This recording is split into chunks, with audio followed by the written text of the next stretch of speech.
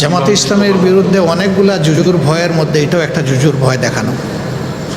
তো আমরা দাবি করে বলতে পারি জামাতে ইসলামী আরপিওর যে শর্ত ছিল 30 ভাগ মহিলা থাকতে হবে সর্বপর্যায়ে, আমি জানি না অন্যরা কতটা এটা ফিল আপ করেছেন। জামাতে ইসলামী কিন্তু পুরোপুরি ফিল আপই শুধু করে নাই, মহিলাদেরকে যথাযথ সম্মান দিয়ে এর স্টেকটা মহিলাদের অনেক বেশি জামাতে ইসলামী।